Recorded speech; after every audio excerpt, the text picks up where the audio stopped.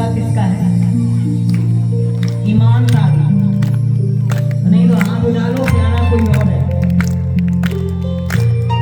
दुनिया को धोखा देना, लेकिन उसको धोखा मत देना।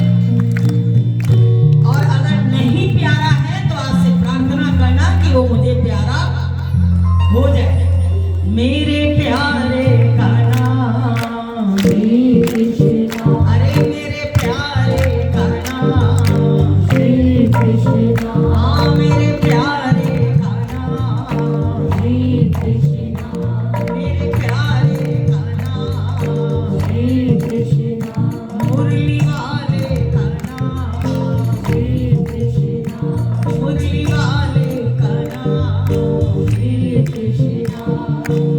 श्री कृष्ण श्री कृष्ण।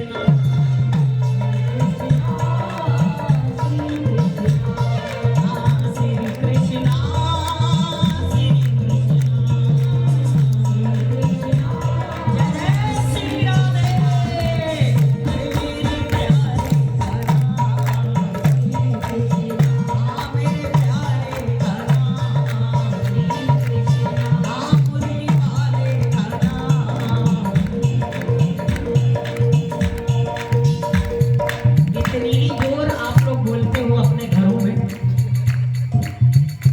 ईमानदारी से बताना, जब घर में बोलते हो, झगड़ा करते हो, लड़ाई करते हो, मेरी तेरी करते हो, तो ऐसे बोलते हो जैसे बोल रहे हो। अगर ऐसे बोलते हो तो बहुत सभ्य हो, बहुत अच्छी बात। और अगर नहीं तो जरा प्यार से बोलिए, अरे मेरे प्यारे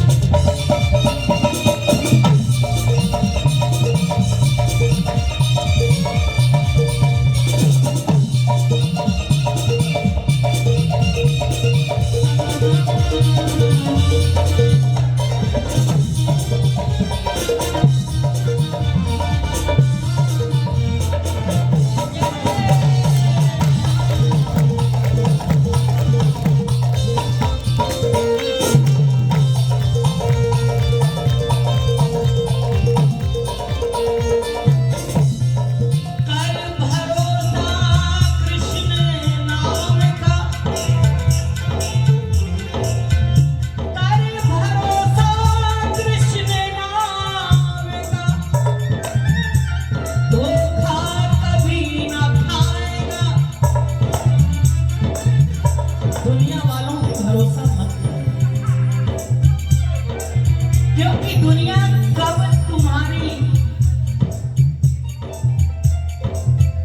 तुम्हारा साथ छोड़ देगी ये कुछ मालूम नहीं।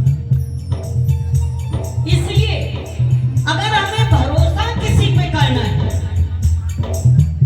तो केवल किस पर करना, कर भरोसा कृष्ण नाम पर, कर भरोसा कृष्ण नाम पर, धोखा कभी ना खाएगा। सबसे पहले वो, जब भी तुम उसको याद करोगे, उसको बुलाओगे, उसका चिंतन करोगे, उसका ध्यान करोगे, अगर उस पर तुम्हें विश्वास है, भरोसा है, कर भरोसा कृष्ण नाम पर, धोखा कभी ना खाए। सबसे पहले कृष्ण, सबसे पहले कृष्ण तेरे घर आएगा। कोई भी अगर हमारे जीवन में ऐसा वक्त आता है तो दुनिया तो सुख की साथी है, लेकिन प्रभु हमारे सुख के भी साथी हैं और दुख के भी साथी हैं। हर पल के वो हमारे साथी हैं, हर क्षण के वो हमारे साथी हैं।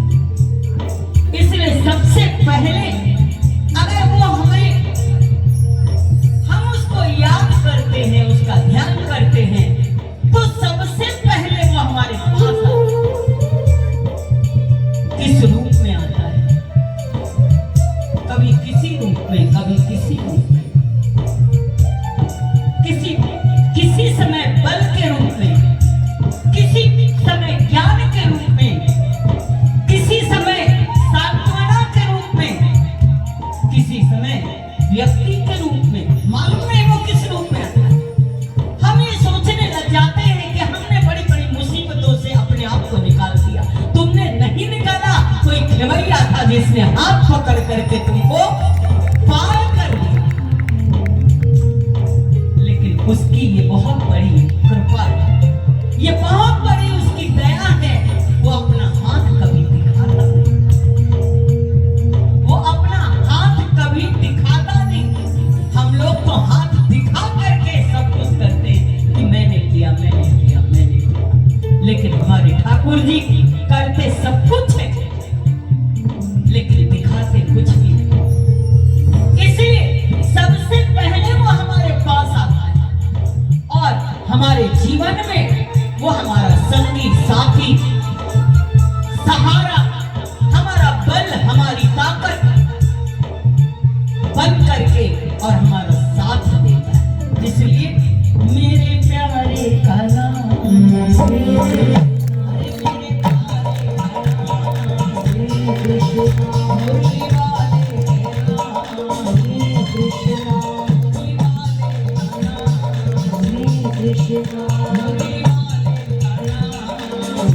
Krishna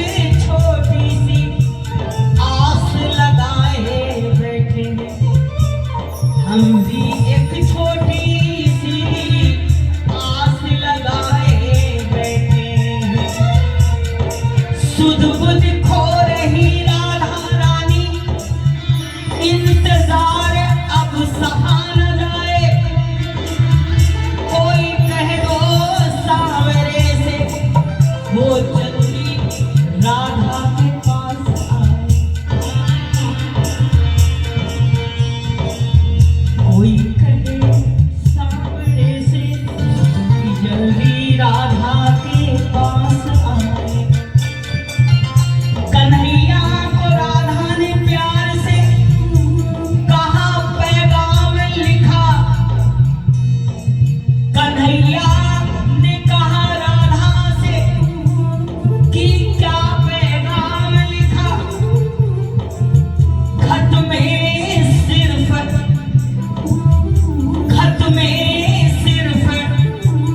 कान्हा का नाम लिखा। कोई पैगाम नहीं है, कोई चाहत नहीं है, कोई इच्छा नहीं है। जैसे जैसे उसके करीब पहुंचते जाओगे, संसार की आकांक्षाएं, संसार की इच्छाएं, संसार की वासनाएं, संसार की आशाएं समाप्त होती जाएंगी। बड़ी सुंदर एक राधा थे, कुछ विदेश घूमने के लिए गए। विदेश से जब वापस आने लगे तो उन्होंने अपनी रानियों को पत्र लिखा कि मैं आ रहा हूं, बताओ तुम सबके लिए क्या लाना है, क्या लेकर के आना। हर एक ने अपनी अपनी इच्छा लिख दी, मुझे ये चाहिए, मुझे ये चाहिए, मुझे ये चाहिए। उनमें से एक रानी थी जिसने एक लिफाफा सफेद लिया, एक कोरा कागज लिया और उस कागज को बिल्कुल लाल कागज ले लिया और उसमें नीली स्याही से लिख दिया साफ। सबके पत्र पहुंचे, पढ़े गए, खोले गए, मंत्री ने पढ़ा। किसी ने कुछ मांगा है, किसी ने कुछ मांगा है, किसी ने कुछ मांगा है। जब उसका पत्र खोला गया उसमें कुछ लिखा ही नहीं था, केवल एक ही बात लिखी थी, बड़ा हैरान हुआ मंत्री बुद्धिमान। पहले राजा से ज्यादा राजा के मंत्री बुद्धिमान होते। क्यों? अगर पास वाला बुद्धिमान ना हो, मूर्ख हो, तो बड़े से बड़ा राजा भी डूब जाए। इसलिए मंत्री बुद्धिमान होना चाहिए। मंत्री मतलब मंत्रणा देने वाला, सलाह देने वाला। ध्यान दीजिए, सलाह देने वाला बहुत सही आदमी होना चाहिए।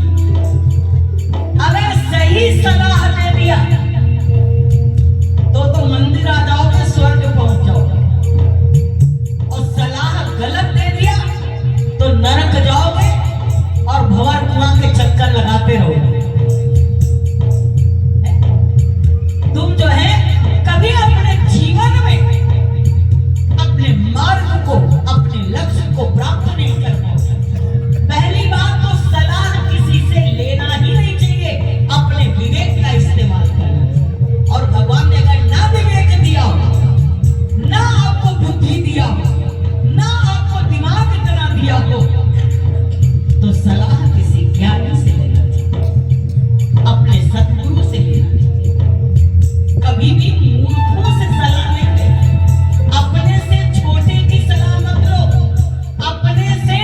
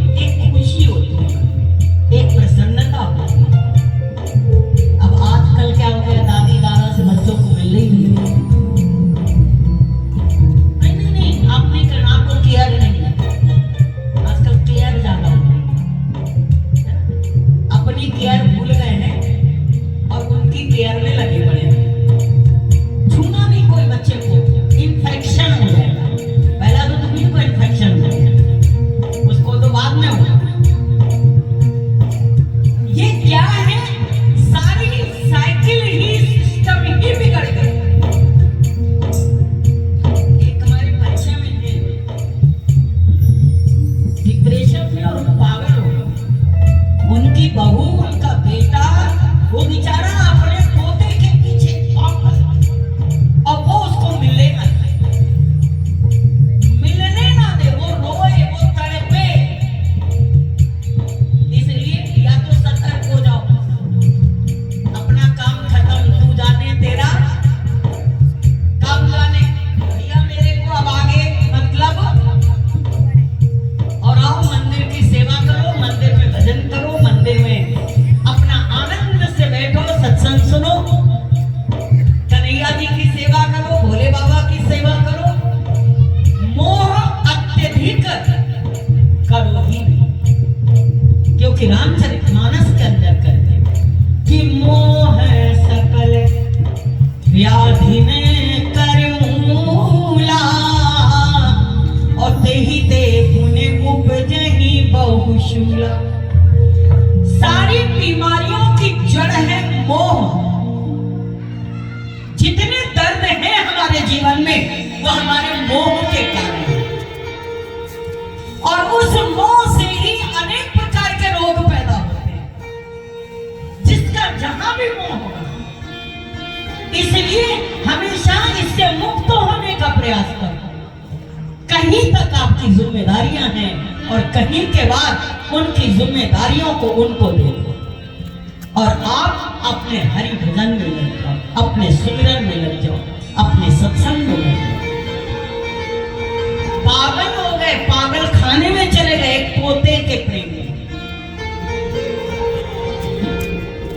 इसलिए वो हमको छोड़े, एक मंत्र सीख लो, कोई हमको छोड़े उसके पहले तुम ही उसको छोड़ो, क्योंकि वो हमको छोड़ेगा तो तकलीफ ज्यादा होगी, और तुम छोड़ दोगे तो तकलीफ कम होगा। इसलिए तुम पहले ही छोड़ दो, भैया नहीं नहीं हमें भी आपकी जरूरत नहीं।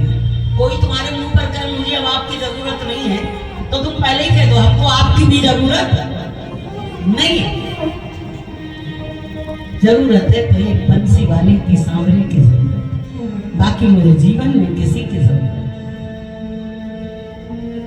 अपने जीवन को कैसे सुखी रखोगे, कैसे आनंद में रखोगे, कैसे मस्ती में रखोगे,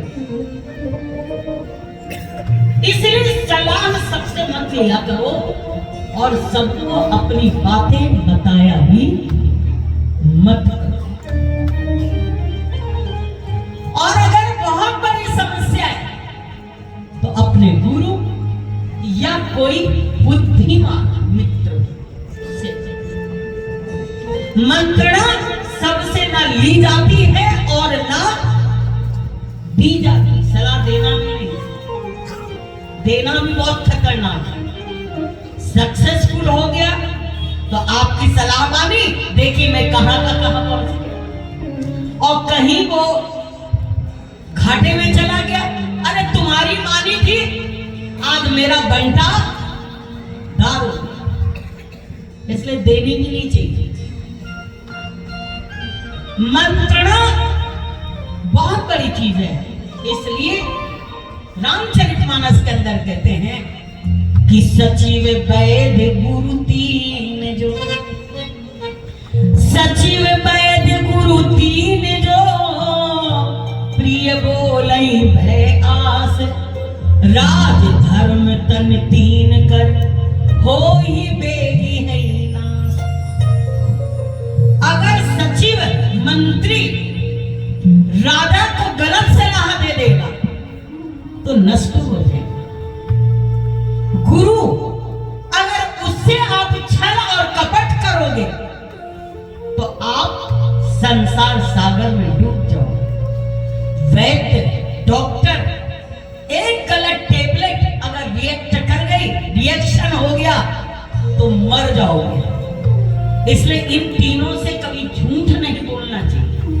डॉक्टर से है पेट में दर्द, और बताओ कहां दर्द है, सर में, तो गोली कौन सी मिलेगी, और खा लोगे तो उसके बाद हालत क्या होगी। इसलिए गुरु से झूठ नहीं बोलो, डॉक्टर से झूठ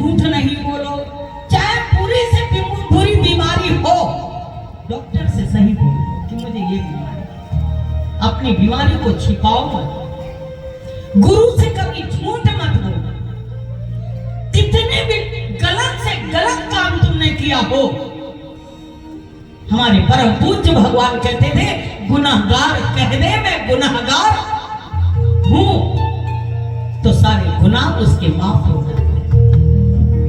और सच्ची में अगर ये झूठ बोल दे राजा से, तो सारा राज्य नष्ट हो जाएगा, सारा राज्य नष्ट हो जाएगा। राज धर्म तन तीन कर हो ही बेगी ही नाश, इनका नाश हो जाएगा। इसलिए मंत्री ने जब उस पत्र को पढ़ा तो कहने लगा, मुझे तो ये समझ में नहीं आ रहा। राजा का ध्यान से पढ़ो। बोले इसमें तो एक ही चीज लिखी है। बोले क्या? बोले सब रानियों की बात मुझे समझ में आई, लेकिन तुम्हारी ये रानी बहुत बुद्धिमान है। क्या बुद्धिमान है? मुझे तो कुछ समझ में नहीं आ रहा। बोले लाल कागज में, लाल पन्ने में लिखा है साफ, इसमें लिखा है मेरी एक ही लालसा है, एक ही लालसा है कि तुम जल्दी आ जाओ, तुम जल्दी आ जाओ, और मुझे कुछ नहीं चाहिए, और मेरी कोई इच्छा नहीं है, बस तुम जल्दी आ जाओ। तो आज राधा रानी कहती है, पूरे खत में, पूरे पैगाम में केवल एक नाम लिखा है, कान्हा। मुझे कुछ नहीं चाहिए, मुझे तो केवल आप चाहिए।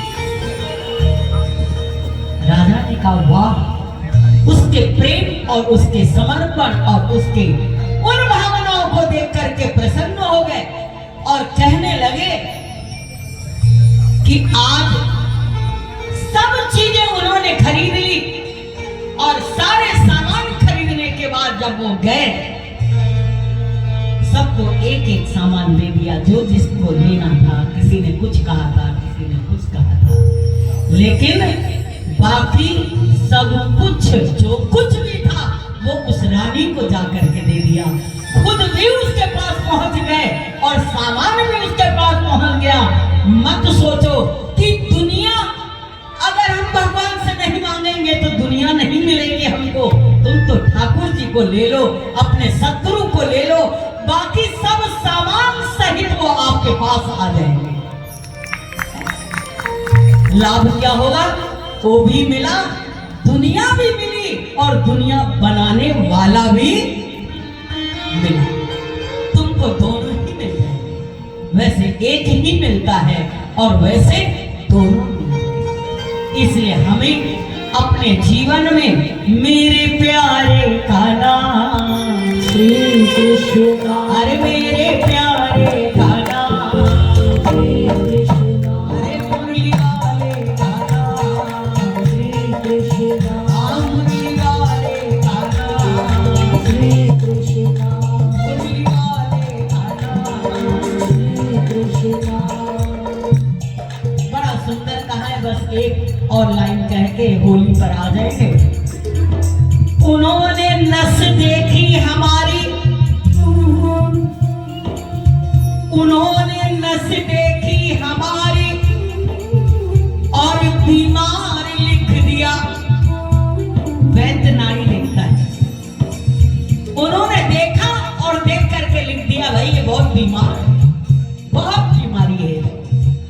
उन्होंने नस देखा हमारी और बीमार लिख दिया, रोग हमने पूछा तो वृंदावन से, रोग हमने पूछा तो कृष्ण से प्यार लिख दिया। बोले इसको बस एक ही रोग है, इसको उनसे प्यार है। रोग हमने पूछा तो वृंदावन से प्यार लिख दिया। मैं वृंदावन जाती हूँ, बहुत बीमार देखती हूँ, उनकी बीमारी को देख के मुझे ऐसे लगता है काश इतने बीमार हम लोग भी। उनकी दीवानगी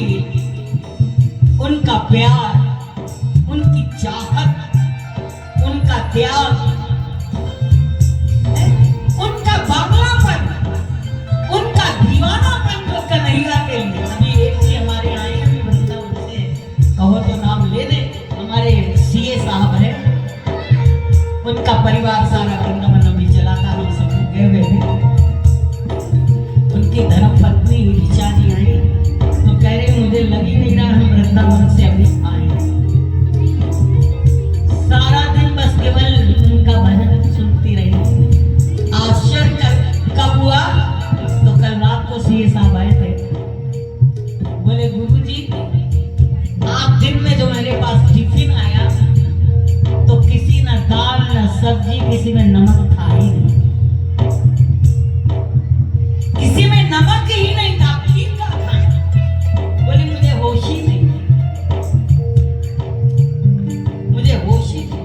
ये दीवाने की सबको भगवान के आगे अपना मत्था पटको, सर पटको कि मुझे भी अपना दीवाना बना दो। कुछ नहीं, ना ज्ञानी बनाओ, ना त्यागी, ना तपी, ना धर्मी, ना योगी, ना जोगी, केवल अपना दीवाना बना दो मुझे। और अगर उसके दीवाने बन गए तो जगत तो अपने आप छूट जाएगा। जब तक उसके दीवाने नहीं हो तभी तक ये जगत है, और जब उसके दीवाने हो गए तो जगत तो कहां चला गया, आपको छोड़ना नहीं पड़ेगा। गोपियां दीवानी थी, जिसमें शक्कर डालना होता था उसमें नमक डाल देती थी, जिसमें नमक डालना होता था उसमें शक्कर डाल देती। ये उनकी दीवानी थी। इसलिए हमें अपने जीवन में सदैव केवल उन्होंने नस देखी हमारी और बीमार लिख दिया, रोग हमने पूछा तो वृंदावन से प्यार लिख दिया। तब वो कहता है वैद्य से, कर्जदार रहेंगे उम्र भर हम उस वैद्य के, कर्जदार रहेंगे उम्र भर उस वैद्य के, क्योंकि दवा में उसने राधे कृष्ण का नाम लिख दिया। दवा में उसने राधे कृष्ण का नाम लिख दिया। दवा क्या